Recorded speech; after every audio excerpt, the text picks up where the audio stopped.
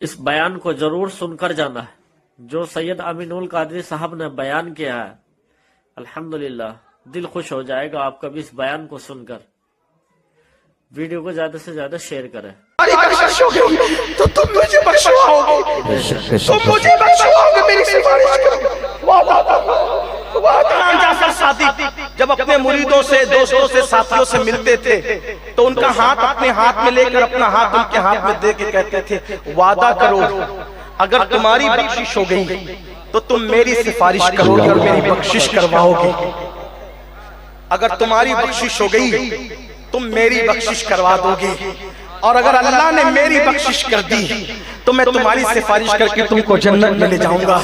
لوگ کہتے تھے حضرت آپ تو سید ہیں سید. فرمایا بیٹو رونا تو اسی کا ہے، رونا تو اسی کا ہے کہ اتنے بڑے باپ کے بیٹے ہیں ہم، لیکن ہمارے عمل اس قابل کہاں کہ اپنے نانا کو منہ دکھا سکیں. یہ ان کی عاجزی اور انکساری تھی، ورنہ ان کا حال یہ تھا کہ ان جیسا متقی، ان جیسا پرہیزگار ان کے دور میں نہیں تھا.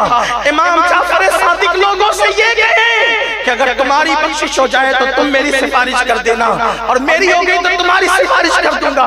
اس لیے کہ اللہ نے نام لے کر ہم سے جنت کا وعدہ نہیں کیا. اللہ کی تلوار تو سروں پہ لٹک رہی ہے. اللہ قرآن میں کہتا ہے وَيُعَذِّبُ مَن يَشَاءُ وَيَغْفِرُ مَن يَشَاءُ کہ اللہ جس کی چاہے گا مغفرت کرے گا اور اللہ جس کو چاہے گا عذاب دے گا. اگر اللہ ہمیں چاہے تو ہم کچھ بھی کریں، اللہ ہمیں عذاب دے سکتا ہے، اور اگر وہ چاہے تو ہماری مغفرت کر سکتا ہے. اتنے بڑے مجمع میں علماء بھی ہے، سادات بھی ہے، عوام بھی ہے. امام جعفر صادق کی سنت میں عمل کرتے ہوئے کیا میں آپ لوگوں سے یہ وعدہ لے سکتا ہوں آج پنجتن پاک کی اس محفل میں بتاؤ اگر تمہاری بخشش ہو گئی تو تم میری سفارش کرو گے؟ بولو وعدہ کرو، وعدہ کرو. میرے علماء وعدہ کریں اگر تمہاری بخشش ہو گئی ہاتھ اٹھا کے وعدہ کرو. امام جعفر صادق کی سنت کو زندہ کرو. یہاں سے لے کے وہاں تک بالخصوص علماء کی توجہ ان سے کہتا ہوں امام جعفر صادق کی سنت میں عمل کرتے ہاتھ اٹھا کے کرو. بولو اگر تمہاری بخشش ہو گئی تو تم مجھے بخشواؤ گے، تم مجھے بخشواؤ گے، میری سفارش کرو. وعدہ کرو، وعدہ کرو. اور میں بھی وعدہ کرتا ہوں اگر میری بخشش ہو گئی تو انشاءاللہ میں تمہارا. نعرہ تکبیر، نعرہ رسالت، اولاد مصطفیٰ شہزادہ امام حسین، نعرہ حیدری. سنیوں کی عمل دکھا ہے جب نبی کا بیٹا جہنم میں جا سکتا ہے. نوح علیہ السلام کے بیٹے کی شکل میں ہم کہاں ہیں؟ نہ زندگی میں جمعہ تک لوگ نہیں پڑھتے. میرے آقا نے فرمایا جس نے نماز چھوڑ دی میں اس سے بیزار ہوں. جس سے نبی بیزار ہے اس سے اللہ بھی راضی نہیں ہے، اس سے غوث پاک بھی راضی نہیں ہے، اس سے غریب نواز بھی راضی نہیں ہے. سنیوں کیا کر رہے ہو؟ آپ کہتے ہیں نبی پاک بخشوائیں گے، بے شک بخشوائیں گے، لیکن میرے نبی نے حضرت ابو ہریرہ سے کہا ابو ہریرہ، اے ابو ہریرہ جو نماز نہیں پڑھتا تو کبھی اس کی صحبت میں مت بیٹھنا، اس کے پاس مت بیٹھنا. ابو ہریرہ جو نماز نہیں پڑھتا تو اس کے پاس مت بیٹھنا. آقا فرماتے ابو ہریرہ کیونکہ جو نماز نہیں پڑھتا آسمان سے اس پہ لعنت برستی ہے، اس لیے تو کبھی اس کے پاس مت بیٹھنا. میرے آقا نے حضرت ابو ہریرہ سے کہا بے نمازی کے پاس ابو ہریرہ تم نہ بیٹھنا. بتاؤ آقا جب اپنے صحابہ کو بے نمازی کے پاس بیٹھنے سے منع کرتے ہیں ہم کیا سوچتے ہیں؟ ہم حضور کو خوش کر گئے. جو لوگ قبر انور میں، قبر میں نبی کا دل دکھائیں، سوچو تو صحیح آپ پریشان نہ رہیں گے. میں تعویذ کا مخالف نہیں، تعویذ کام کرتا ہے جادو کاٹنے میں. تعویذ جادو کاٹ سکتا ہے، اللہ کا عذاب نہیں دور کر سکتا. میرے عزیز اللہ کا عذاب دور کروانا ہے مسجد سے رشتہ جوڑو، پیڑ گڑاؤ. ارے کتنے نادان ہو آپ مجھ سے کہتے ہو دعا کراؤ. دعا سنت ہے. فاروق اعظم مدینہ منورہ کے چھوٹے چھوٹے بچوں کو کہتے تھے میرے لیے دعا، میرے لیے دعا. فاروق اعظم آپ بھی کراؤ دعا، لیکن آپ سے کہنا چاہتا ہوں میرا اللہ آپ کا اللہ ہم سب کا اللہ. ہر رات کے آخری پہر میں، رات کے آخری حصے میں جب رات کا آخری حصہ آتا ہے پہلے آسمان پہ تجلی کرتا ہے جیسا کہ اس کی شان ہے. پہلے آسمان پہ تجلی کرتا ہے اور وہ اپنی شان کے مطابق ہمیں بلاتا ہے، صدا لگاتا ہے، آواز دیتا ہے جیسا کہ اس کی شان ہے۔ میرے بندو آؤ مجھ سے جو مانگنا ہے مانگو، سچ بتانا۔ بے شک جتنا تعویذ والے باباؤں کے پاس جا کے گڑ گڑا رہے ہو، اتنا کبھی اللہ کے پاس تو گڑ گڑا لو یار۔ اللہ اپنے اللہ کو تم نے سمجھا،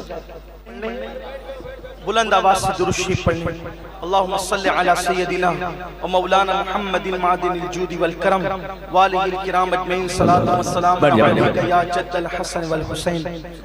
اہل گورکھپور کی اور پورے مجمع کی اور ہم سب کی یہ خوش نصیبی ہے کہ پچھلے سال بھی ہم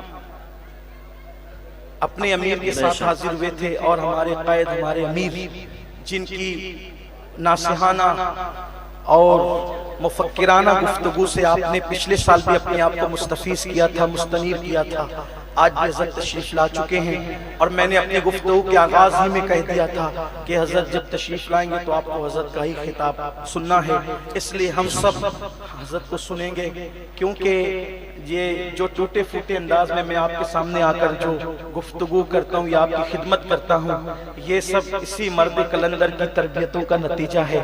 ہمارے قبلہ قائد، ہمارے امیر، جس نے میری اوقات اور میری حیثیت کیا، ہماری تنظیم کے اندر بے شمار بڑے بڑے خطبہ اور بڑے بڑے داعیان دین کو تربیت کر کے کھڑا کیا ہے۔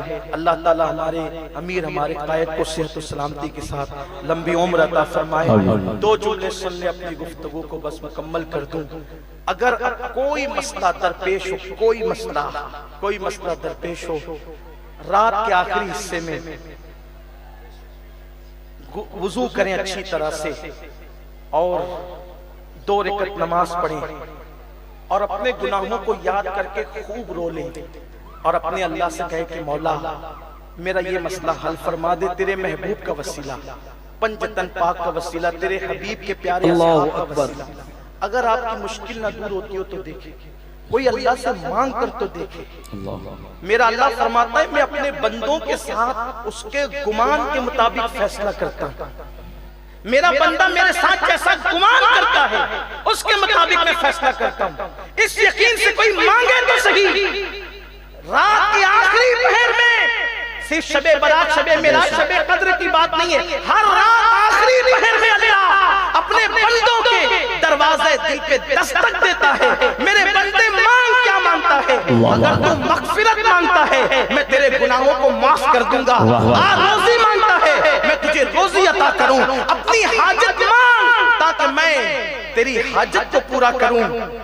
فرمایا گیا اللہ کا خزانہ کتنا بڑا ہے، حدیث پاک کا مفہوم ہے کہ ایک میدان میں سارے اولین اور آخرین جمع ہو جائیں، اور سب اپنے من مانگی، سب اپنی من مانتی مرادیں مانگے، سب مانگے، اور اللہ سب کو دے دے اس کی منہ مانگی مراد۔